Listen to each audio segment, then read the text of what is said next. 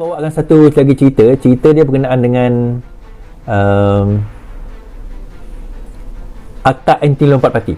Alright, saya baca. Akta Anti Lompat Parti sekarang ini telah pun diluluskan tadi. Okey, apa yang kita kena faham daripada Akta Anti Lompat Parti ini?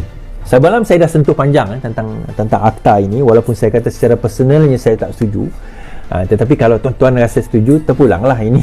Ini negara demokrasi kan, negara demokrasi, terpulanglah. Kalau saya tak setuju dengan saya, tak apa, tak setuju dengan saya pun tak apa. Namun begitu, apa yang kita boleh faham daripada RU pindaan pada hari ini? Hari ini adalah undian untuk pindaan kepada ayat di dalam perlembagaan. Dia bukan undian untuk meluluskan rang undang-undang, belum lagi. Kita kena faham ni tuan-tuan. Ini baru meluluskan pindaan kepada ayat di dalam perlembagaan bagi meluluskan undang-undang. Ini kerana kalau sekiranya pindaan itu tidak dilakukan, sebarang undang-undang yang bercanggah dengan perlembagaan, maka undang-undang itu dikira null and void. Sebab itu saya kata dulu, kenapa Penang walaupun dia ada Akta Anti Lompat Parti dia, tetapi dia tak boleh implement kepada ahli Dewan Undangan Negeri seperti Dr. Afif yang melompat. Dia tak boleh implement. Sebab undang-undang itu memang bercanggah dengan perlembagaan. The spirit of demokrasi, membenarkan perbezaan pendapat dan bertukar parti, itu adalah the spirit, the very fundamental the very fundamental orang kata foundation kepada demokrasi adalah membenarkan kita menukar parti. Itu secara asas dia. Namun yang pertama, langkah pertama kena ubah dulu perlembagaan. So hari ini dia perlukan 148 undi, 2/3, 207 atau 209 telah menyokong, di mana 11 absent, 11 tidak hadir lah, termasuk Dr. Mazli yang sekarang ini berada di Dublin, termasuk ada beberapa orang yang ada urusan masing-masing. Namun begitu, majoriti sekarang ini dah lebih daripada 148, bermakna pindaan untuk undang-undang untuk mengubah perlembagaan itu sudah pun terlaksana. So next step adalah dia kena bentangkan pula RUU, rang undang-undang akta itulah. Akta Lompat Parti itu kena dibentangkan. So pembentangan Akta Lompat Parti ini akan diperhalusi dan dicemati serta dikisar-kisar, kita kata, serta dibahaskan in the next, sama ada mungkin di sitting, asalnya tak sempat sitting ni kot, mungkin the next sitting nanti, sebab perlembagaan sudah pun diubah. Namun apa yang menarik, sebagaimana yang saya sebut malam tadi, ada beberapa masalah dengan Akta Anti Lompat Parti ni. Contohnya, menurut Wan Junaidi, di bawah anti-hopping bill that was approved by the Dewan Rakyat today, an MP is still free to throw their support to a different party, including when voting in parliament. So saya translate, di bawah bill anti lompat parti yang diluluskan oleh Dewan Rakyat today, mungkin juga sekali dengan bill, saya tak pasti sebab saya tak dapat bill tu sebenarnya. Mungkin sama ada undang-undang tu sekali dengan bil ke tidak, saya tak pasti. Saya tak baca lagi bil tu secara spesifik. Tapi tak apalah, tak kisahlah, dia dah approve. So kalau katakanlah lepas ini dia nak undang-undang pun dah akan approve, itu tak ada isu. So point dia dah approve. Tetapi salah satu loophole yang saya sebut malam tadi, seorang ahli parlimen boleh menyatakan sokongan kepada parti yang berbeza, termasuk mengadakan menyokong undi tidak percaya kepada parlimen.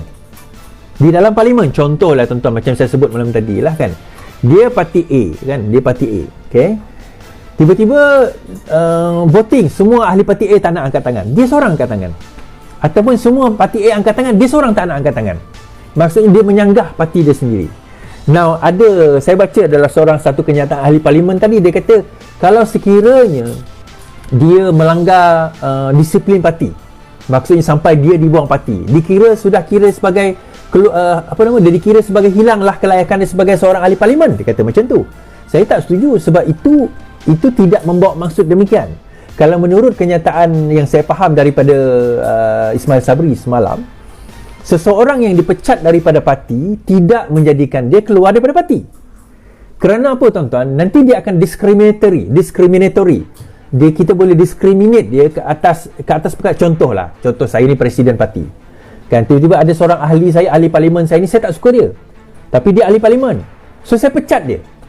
Disebabkan saya pecat dia hilang jawatan sebagai seorang ahli parlimen. Habislah. Jadi macam kira discriminatory lah. Dia bukan sebab dia sokong parti lain, sebab kerana saya pecat, so dia tak boleh. Jadi benda ni akan ada loopholes yang akan Yalah, kita gembira. Okey, ramai yang gembira hari ni, this is demokrasi dan sebagainya. Tapi saya akan kata macam mana nak kata, jadilah tunggu habis pilihan raya, tunggu dia diimplementkan, dan kita tunggulah nanti persoalan-persoalan yang akan timbul. Kemudian dia kata ni akan mengembalikan keyakinan rakyat kepada kita. Poin saya sebenarnya, perkara ini berkemungkinan besar tidak akan mengembalikan keyakinan rakyat kepada demokrasi dan juga kepada parti politik di Malaysia. Not the only way lah. Ini bukan satu cara untuk mengembalikan keyakinan rakyat. Bagi saya, untuk kita nak kembalikan keyakinan rakyat, sebenarnya macam yang Rafizi buat lah, kita kena turun ke ground, kita kena bagi tahu rakyat bahawa kita ni mewakili suara rakyat, kita ni mewakili suara dia orang. Tadi Presiden QPEX kata bahawa mereka akan mengadakan demonstrasi sekiranya gaji pegawai penjawat awam tidak dinaikkan. Dia akan adakan demonstrasi. Now, sama ada nak naik atau tidak tu tak apalah tuan-tuan, itu besides the point. Tetapi bagi saya setuju dia buat macam tu. Tapi sama ada pegawai kerajaan ni sanggup, penjawat awam ni berani ke tidak nak turun, itu satu soalan lain lah. Tetapi that should be the way. Sebelum pilihan raya ni, dia orang kena turun, nak menyatakan hak dia. Kena turun dan menyatakan hak dia. Kalau berani turunlah. Apa kata penjawat awam berani turun. Kalau tak payah undi, ataupun paling kurang tak payah undi lah kerajaan yang Barisan Nasional UMNO ni. Apa salahnya kita bagi pula Pakatan Harapan menang? Mana kita tahu tuan-tuan dia boleh bagi jawatan. Oh, mustahil dia takkan bagi Is. Mana kita tahu, dia bukan kerajaan. Kita tak bagi try lagi. Kita dah try hari tu, itu Mahathir, ini Anwar Ibrahim, kau tak try lagi. Itulah aku dah kata, pergi sokong Ismail Sabri, pergi sokong UMNO tu kenapa?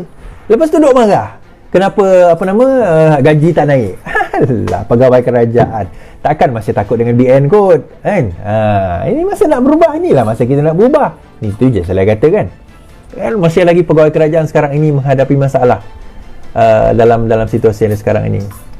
So bagi saya sebagai pegawai kerajaan, kalau you all rasa nak menegakkan hak masing-masing, bagi saya apa salahnya kan, pergi keluar, start demonstrasi lah, mula demonstrasi, buat bantahan sebenar-benarnya, buat bantahan dalam keadaan yang sebenar-benarnya untuk memastikan bahawa hak anda diperolehi. Sama ada wajar ke tidak pegawai kerajaan naik gaji, itu persoalan lain.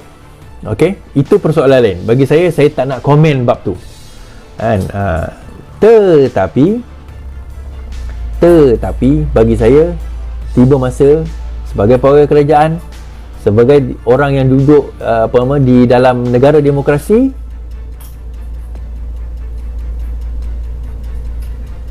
sebagai negara duduk dalam negara demokrasi, anda nyatakan suara anda. Kalau kena buang, maka kita tahu bahawa mereka sebenarnya telah menyanggah demokrasi yang ada. Alright. Okey, hari ini saya keluar satu surat, saya tak boleh nak tunjuk kat sini, tapi keluar satu surat Hamzah Zainuddin, dia katakan hendak berjumpa dengan Ismail Sabri disebabkan oleh perjanjian mereka. Ini dikatakan berkemungkinan dengan berkaitan dengan permintaan daripada Bersatu, untuk what do you call that, untuk lantikkan jawatan timbalan Perdana Menteri. Tuan-tuan, jawatan TPM ni bajet 500 juta tuan-tuan, bukan sikit tu, setengah bilion tu kan. Jawatan TPM ni sekarang ni diorang tengah meminta supaya jawatan TPM. Ada dua possible candidates yang sekarang ini diperhalusi dan yang minta dipertimbangkan. Satunya adalah Hamzah Zainuddin sendiri, yang kedua adalah Azmin Ali. Ya, betul. Itu antara dua nama yang berkemungkinan dicadangkan menjadi timbalan Perdana Menteri. Namun begitu, permintaan ini terpaksa bukan ditolak, tetapi nak kata tidak dilayan tak juga, tapi macam tidak dilayan lah. Sampaikan Hamzah Zainuddin terpaksa menulis surat kepada Perdana Menteri untuk meminta supaya diadakan juga pertemuan untuk empat mata di antara mereka untuk membicarakan perkara ini. Kenapa Ismail Sabri dalam keadaan sekarang ni macam tak nak membincangkan benda ini? Macam saya kata, sekarang ini masih lagi pertikaian kan, masih lagi pertikaian sama ada bila pilihan raya itu berlaku. Number one, MOU tidak disambung. Ismail Sabri mengumumkan semalam bahawa MOU itu tidak disambung. Dengan arti kata lain, masuk bulan ni, sekarang bulan apa? 7. Masuk bulan 8, berkemungkinan besar bajet untuk bulan 8 tu tak ada, berkemungkinan besar, saya tak tahu. Implikasi MOU ni akan meletakkan maksudnya bajet kepada ahli parlimen tu, adakah bajet itu akan terhenti atau tidak, itu saya tidak tahu kan. Dan ahli parlimen pun mungkin tak tahu sehingga kita diberitahulah kelak. Itu yang pertama. Kedua, kalau beraninya Ismail Sabri tak nak menyambung MOU tu, menunjukkan bahawa dia confident tidak akan sampai kepada bajet 2023. Maksudnya kerajaan ini tak akan sampai bajet 23. Before bajet 2023, berkemungkinan kerajaan akan dibubarkan. Kerajaan akan dibubarkan sebelum 2023. Kenapa saya kata macam tu, tuan-tuan? Tanpa MOU tu, sebenarnya kerajaan Ismail Sabri tidak mempunyai sokongan yang kukuh untuk menghadapi bajet 2023 ini. Dia tak ada satu sokongan yang kukuh. Even di kalangan Bersatu sendiri pun goyang, di kalangan PAS sendiri goyang untuk menyokong bajet yang ada. So kalau MOU tidak diteruskan, berkemungkinan di kalangan Pakatan Harapan sendiri pun goyang sama ada nak meneruskan tidak bajet pembentangan bajet yang ada sekarang ini. Itu kita kena faham satu perkara. Namun begitu, kedua-dua nama sekarang ini antara nama yang dinaikkan untuk dijadikan timbalan Perdana Menteri. Tetapi berkemungkinan kalau sekiranya berlaku pilihan Perdana Menteri itu, pemilihan Perdana Menteri itu dalam masa yang terdekat, ada kemungkinan pilihan raya itu dalam masa terdekat, ada kemungkinan pemilihan untuk timbalan Perdana Menteri itu tak diperlukan lagi sebab dah nak ada pilihan raya. Itu yang kita kena faham.